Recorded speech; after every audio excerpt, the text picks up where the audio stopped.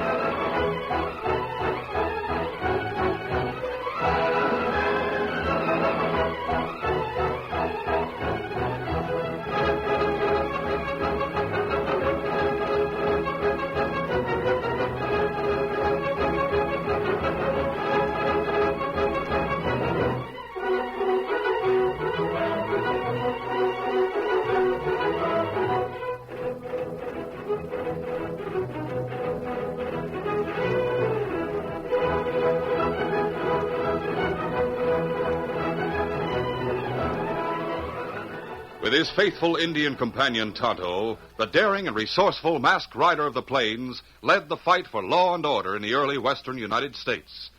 Nowhere in the pages of history can one find a greater champion of justice. Return with us now to those thrilling days of yesteryear. From out of the past come the thundering hoofbeats of the great horse Silver. The Lone Ranger rides again. On Silver! Let's go, big fellow! I'm Silver! Hi!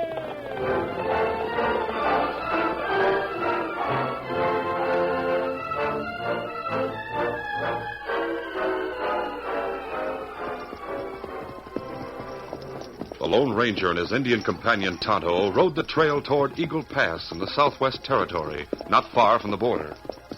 You not say why we come to Eagle Pass, Kimasabi? You remember the letter I picked up at the post office box in Pecos? You remember? It was from a friend of ours, Lolita Juarez. She asked for our help. Oh.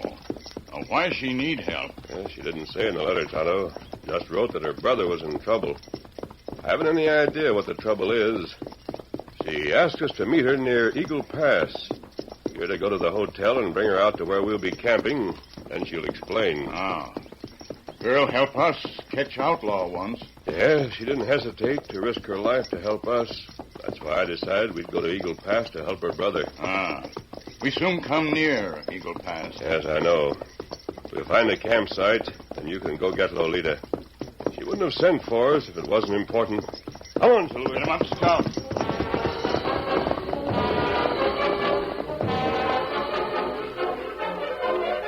Later that day, the Lone Ranger and Tonto pitched camp in the hills outside of Eagle Pass. Tonto rode into town to the hotel, and a short time later returned with the girl, Lolita. Whoa. Easy, Scout. Easy, Scout. Well, it's good to see you again, Lolita. How are you? Oh, but I am most healthy, senor. It was so good of you and Tonto to come here. You spoke of trouble in your letter. Something about your brother. Si, senor. That is right. I shall tell you about it at once. If you feel that you do not care to help, I shall understand. You know we'll help if we can, Lolita. Now, let's hear about it. Well, this brother of mine is young and most headstrong, senor. But he is not bad. He has not ever harmed anyone. I see. Go on. Over a month ago, my brother won. He is meet with a bad hombre here in Eagle Pass at the cafe. This hombre, Senor Matley, is a tough outlaw. An outlaw? Si, senor. And a most smart one. When he came to the cafe, no one knew who he was. Not even Juan. He has get my brother into a card game, and Juan loses heavily. This Matley threatens to kill him unless he pays the debt. Oh, what happened? Juan, he does not have the money. He is much upset. Then Matley tell him, so, he say, instead of killing you, I will have you join my gang. So it is that Juan has gone off with this outlaw and his gang. How do you know all this, Lolita? One, he has given note to pay on across river to Eagle Pass. The note, it was brought to me. In it, Juan wrote what happened. The outlaws need someone who speaks Spanish. They steal many cattle here, which they take across into Mexico. It is for Juan to make the deals when they are sold.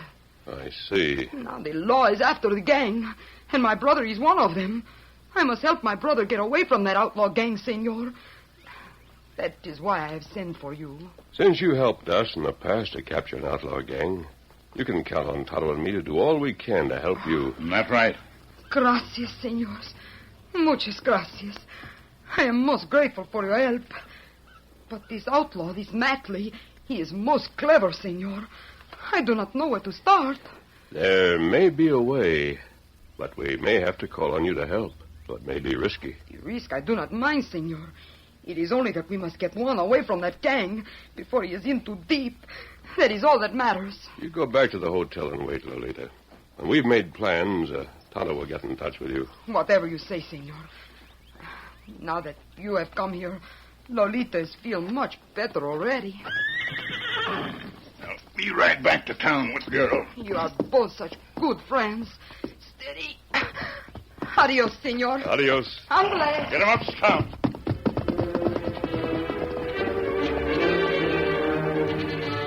After taking Lolita back to the hotel in town, Tonto returned to camp. Just before they rolled into their blankets for the night, the Lone Ranger spoke to his companion. Tonto, I think I've hit upon a plan to bring that outlaw Matley into the open. Oh, what plan, Kimasabi? One that will involve Lolita. I'll tell you about it in the morning. Then I want you to go to her with certain instructions. She'll have to be careful, but we'll do everything we can to protect her. Now we better get some sleep. The following morning, after receiving certain instructions from the Lone Ranger through Tonto, Lolita went to the general store, where many of the townsmen whiled away their time. After making a few purchases, she spoke lightly to the storekeeper. Tell me, senor, this outlaw, this Matley, is a most strong and clever hombre, no? From what I've heard, ma'am, I reckon he is. There's a price on the head of that hombre for all the dirty work he's done to that gang of his, I can tell you. So, such an hombre who is afraid of no one. He is worth knowing, perhaps. You mean you take up with an outlaw like Matley? Who knows, senor? The heart of a woman is affected much by an hombre of strength and cleverness, no? Great day. What are women coming to these days, I'd like to know? Girl like you ought to be ashamed to talk like that about an outlaw. Perhaps I am just talking, no? Then again, perhaps not. Senor Matley, such an hombre. Maybe someday Lolita will meet him. Adios, senor. Did you hear that, man? Sure beats all I ever heard. Yes, sir.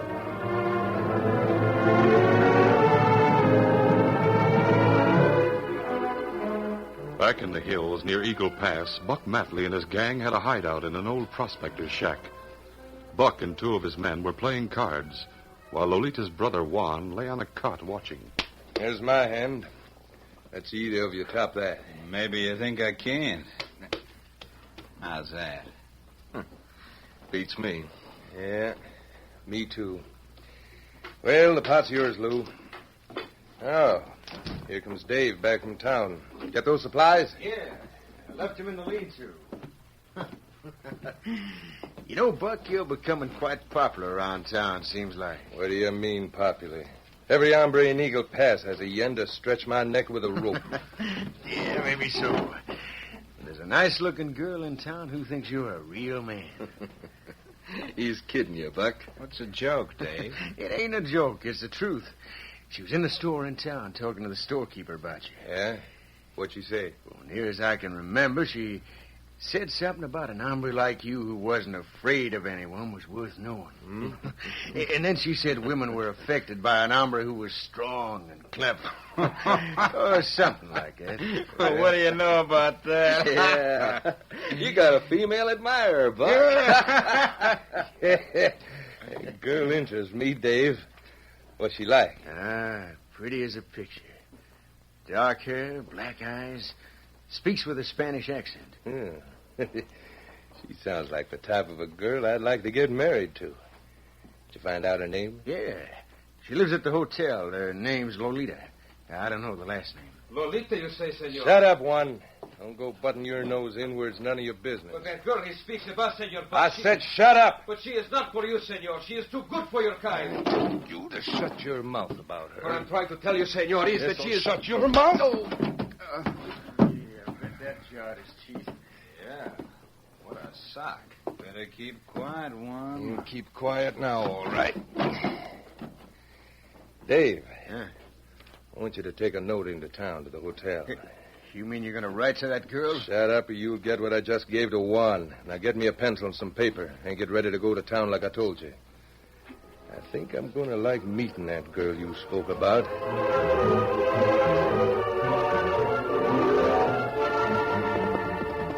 That afternoon, Lolita reined to a stop at the Lone Ranger's camp. Whoa there, whoa. Eddie.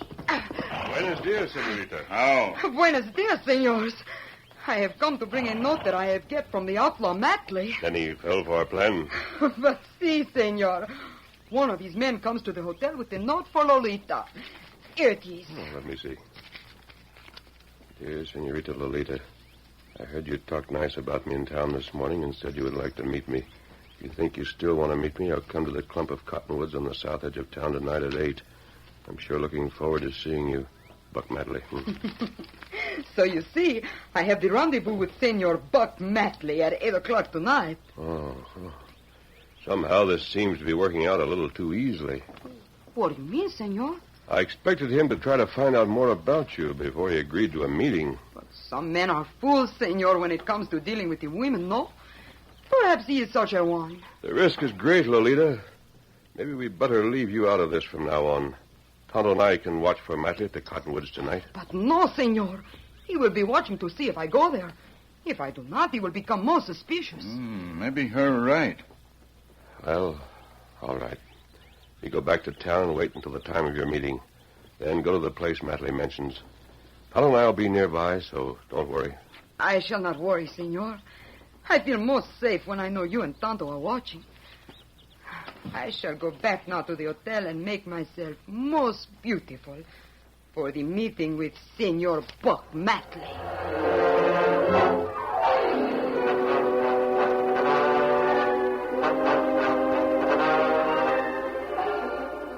Back at their hideout, Buck waited for Dave to return after delivering the note to Lolita. When Buck heard Dave stopping outside, he went out and closed the door. Well, Buck, I delivered the note like you told me to. Good. The others think I really fell for that girl's chatter, so I'll come out here to talk to you. Stay around and watch like I told you to? Yeah, I did. About 5 minutes after I gave her the note, the girl left the hotel, got a horse, and rode out the north trail into the hills. Looked like she was in a hurry, too. Uh-huh. I thought so. The way that Juan acted when you told about the girl, I figured it was someone he knew, that it might be a trap. Yeah, I guess you figured right, Buck. At first, I thought, like the others did, that you were going loco over the girl. Enough to take chances. Now, I know you're as smart as I always thought you were. Well, I'm smarter than some people give me credit for, I can tell you that. Take time out to unbolt the back door of the hotel? Yeah, I remembered everything you told me. Good. What are you going to do about that meeting you wrote her about? So you read the note, huh? Well, sure. Why not? I expected you would, so it don't make any difference. Tonight, you and I are going into town. You mean you're really going to meet her? Yeah, I'm going to meet her. Told her I would, didn't I? Well, sure, but what's Only the... I ain't going to meet her at the cottonwoods like she thinks. And like maybe some others think. Whoever she went to tell about that note will be waiting there for me to show up. What are you going to do then? You and I'll get in town before 8 o'clock. We'll go in the back way of the hotel and go to Lolita's room. When she answers the door, we make her come out here with us. Then we'll find out just what this is all about.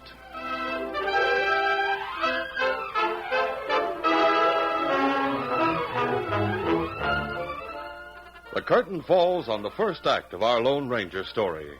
Before the next exciting scenes, please permit us to pause for just a few moments.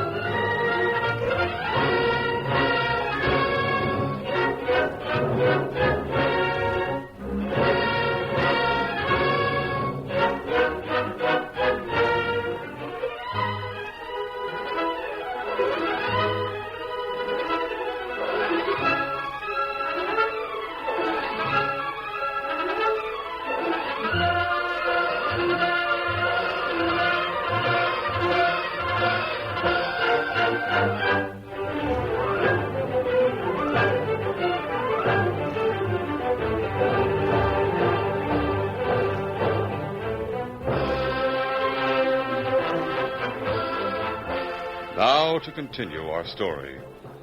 Unknown to Lolita and the Lone Ranger, Buck Matley, the outlaw chief, had plans of his own.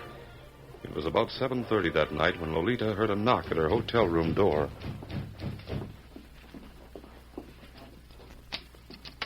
Oh, what do you want, senors? Guess you don't recognize me, Lolita. But see, you are the man who brought the note. Right.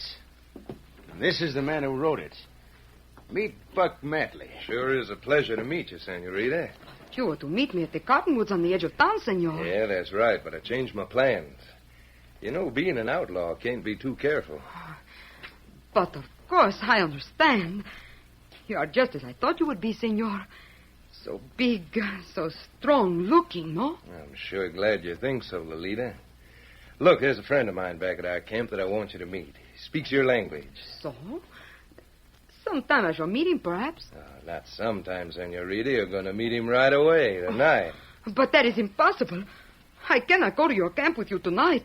Girls in my country, they do not go to a camp where there are only men. I suppose the girls in your country make a habit of making pretty speeches about outlaws, huh, Lolita? It was just talk, senor. Just the chatter of a girl for want of something to say. Please, I must close the door now. That's enough of this make-believe. You're coming along with us to camp to meet that friend that I spoke about. Gone? So, you would repay the nice things I say about you by pointing a gun at me, no? I said I wanted you to meet somebody, and that's where you're going. And what's more, we'll be sure that no one else follows along. Do you savvy? It'll be interesting to see what happens when you two meet. Very interesting. You know, I'm not as stupid as you seem to think, girlie. Now, come on. Get going out the back way.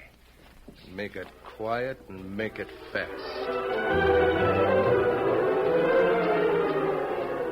Meanwhile, the Lone Ranger and Tonto waited a short distance from the cottonwoods in an arroyo from which, by the light of the bright moon, they could see anyone who might approach the clump of trees.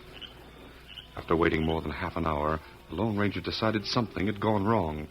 He and Tonto went back to the hotel and discovered that Lolita was gone. They saw the partly open back door and the fresh hoof marks just outside. Realizing what must have happened, the Lone Ranger came to a decision. Tonto, I'll follow that trail right now. I want you to go to the sheriff's office. Tell him you think you can lead him and a posse to Matley's hideout. And you follow me with the posse. If I find that place, I'll need help against that gang. Me go for sheriff. Don't waste any time, Tonto. Get them to hurry. You can follow my trail easily enough. That's right. Get him up, Scout. Easy, big fellow. Steady. Come on, Silver.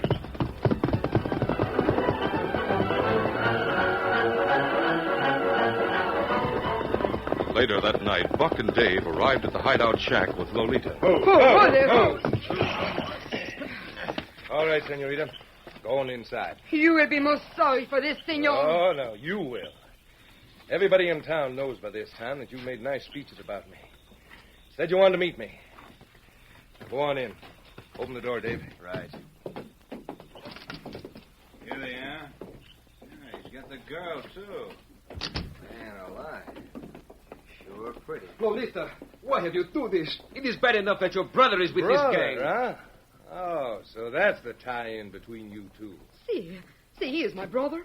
But what of that? Just this, senorita. Means that you were putting on an act to help him. You expected me to plan to meet you someplace. You had someone watching, or I'll eat my hat. But that is such nonsense, senor. Yeah? I want you to tell me who put you up to this trick. Who was it you went to with that note? But there is nothing to tell. Oh, you'll tell, all right. Grab one, men.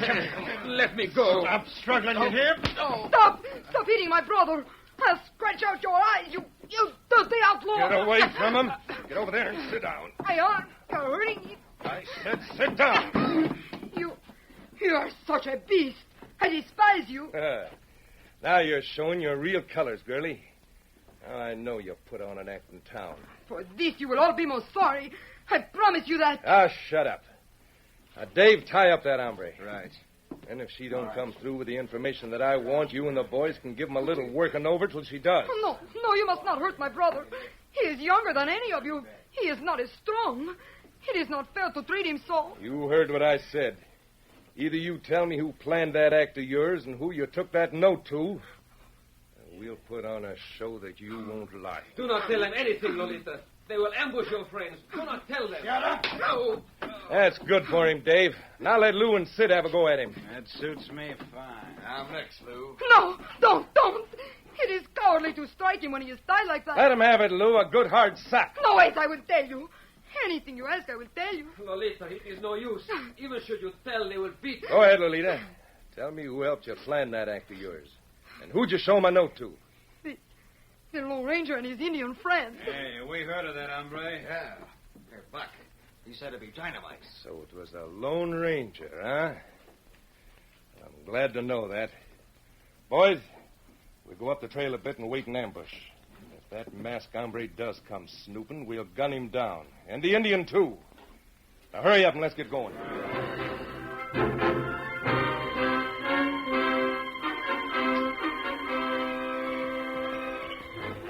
Riding alone, the Lone Ranger, because of his long experience in following trails, and because of his keen sight for picking out signs, was able to keep on the trail left by Buck and Lolita. Since he was trailing them by moonlight, his progress was slower than usual, at times moving at little more than a walk. It was during one of these moments, when Silver was going slowly, that the great stallion pricked up his ears, then whinnied. Steady, fellow. What is it? Oh, Silver. Oh. The intelligent Silver had sensed something wrong. His keen sense of smell warned him that men and horses were near, and he knew that might mean danger to his master. Silver pawed the ground gently. Then once more he whinnied. Silver's warning me of something. The breeze is blowing this way. Could be that whatever he senses is around the bend ahead. All right, big fellow, we'll make sure. We'll turn off here and right up the hillside. Come on, Silver. Where Silver had stopped, the trail started around a low hill. The Lone Ranger turned the great white stallion off the trail and rode up the side of the hill. At the top, he stopped and dismounted. Oh, Silver. Oh, steady. Leaving Silver ground hitched on the hill, the masked man moved cautiously across the summit and gazed downward in the moonlight. At first, he saw nothing but shadows. Then a movement in a gully below and alongside the trail on the other side of the bend attracted his attention. One or more men is in that gully, I'm sure of it. Shadows are thick there, so I can't tell exactly. That looks like the outline of a horse down there. Some men coming along the trail. Might be Tonto and the sheriff. Could be some of Matley's men. I'll wait until I'm sure. Then I'll be ready to act. In the gully, Buck and his men were waiting. No one had spoken for some time until Dave broke the silence in a low voice. Hey, did you hear anything, Buck? Like a horse's whinny? Nah. Neither did I. I didn't either. I guess I must be loco. If he's coming, I wish he'd hurry up so as we can get this over with. Take it easy, Dave. We got lots of time. Hey, I got hoofbeats. Sounds like more than one. The Indian must be with him. Now get ready. As soon as they come around the bend, let him have a volley of shots, and we'll be sure not to miss. Right. Hey, there's that whinny again. So what? Get your gun ready and move fast when they get here. Right, I'm ready. The whinny Dave at last heard was Silver, and it was that whinny that told the Lone Ranger that Tonto was riding nearby on scout. The masked man crept cautiously down the bank of the hill to a position just above the outlaws in the gully. This is it. We'll be around the bend in a minute. As he heard Buck speak, the Lone Ranger drew his guns and waited. Then he saw the outline of Buck's figure as the outlaws stood to fire at the oncoming horsemen. There they are. We'll get them. No, you won't. Hey. I'm hit! Outlaws and gully over there. Hey, we're trapped. Posse on the trail and somebody's on the hill. Never mind that. Swing that at him. Don't let him take us. Boys, drop your guns. Come out with your hands up, or we'll gun down all of you. Don't listen to him. Use your guns. Let him have it. Maybe this will stop him. No, I'm shot. Buck's hit. We don't have a chance. We better give up. We give up. Come out here, like I said, and come out reaching. Stop shooting. Well, they're giving up. Looks like the Matley gang is broken. I'll go down now. Hey, there's another one coming down the hill. No, you wait. Him, friend. Looks like we turned the tables on them, Tonto. Great day. It was you who shot at him from the side of the hill. You saved us from an ambush, mister. I think this one is Matley. Yeah, so what of it? Where are Juan and Lolita? You can go find out for yourself. You weren't wounded, I'd pound the truth out of you. Now, where are they? Let go! They're in the shack right down the trail a bit. Both tied up. Otto, we'll go get them and take them back to town. Here, Silver. Who you calling? My horse is coming down the hillside now. Silver's warning saved me from the ambush and gave me a chance to spot the gang in the gully. All right, let's go, Tonto. Steady, big fella. Come on, Silver. Come up, Scout. I knew that masked man would get the best of us. Buck thinks he knows it all. Now he's got us in the hands of the law. Yeah. He's the strong, clever Buck Matley. That's a hot one, him and his loco ideas. Oh, shut up, will you? First, you gotta have that one with us. Then you go bringing that girl to the hideout. You all made a mistake by being outlaws to begin with. Me and my men will get you back to town and in jail. The masked man and Indian will take care of Juan and Lolita. Indian told us about them on the way here. I guess that girl put one over on you after all, Matley. It was because of her that the masked man and the rest of us got to capture you. All right. Get me to a doctor and stop yapping. Yeah. While you're nursing that wounded arm in jail, Matley, you'll have plenty of time to think about why no outlaw ought to ever buck up against that masked man. No crook or killer ever got the best of the Lone Ranger yet. No, sir.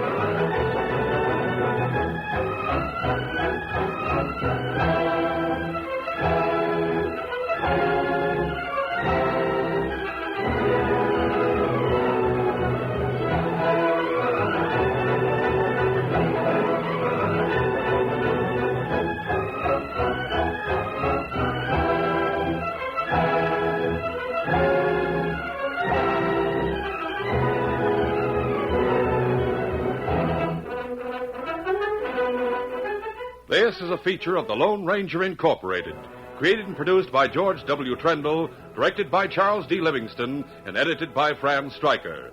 The part of the Lone Ranger is played by Brace Beamer.